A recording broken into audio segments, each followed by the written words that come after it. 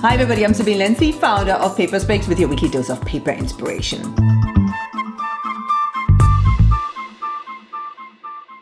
When you raise a beer recipe from near extinction, no mere mortal label design will do.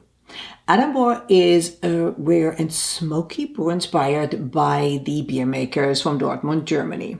This beer is truly one of a kind and the perfect way to celebrate the 10th anniversary of Blue Mountain Brewery.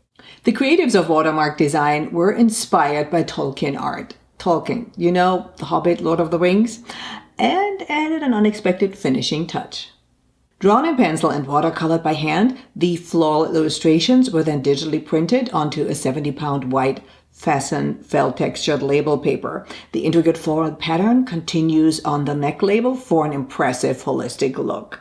Small highlights of gold foiled were then strategically applied to complement the art, teasing out key details for dramatic effect. While much of the foil work we see these days is hot-stamped, Watermark Design went the cold foil route to achieve an imperfect, brushed-on appearance more consistent with the aged Lord of the Rings look they were going for. For a finishing touch, University of Virginia professor Peter Barker helped develop the copy on the back of the label, which emulates Old English grammatical construction. The eye-catching combination of ornate lettering and precise illustration against a parchment-like background never fails to fascinate, especially when it peeks out at you from a beer bottle.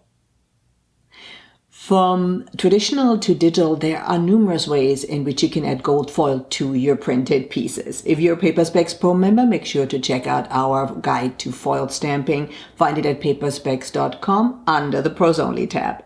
Did you enjoy this video? Then please subscribe to our channel. And of course, it would be amazing if you share with all your friends. And keep sending me your fabulous printed pieces. I love to feature them.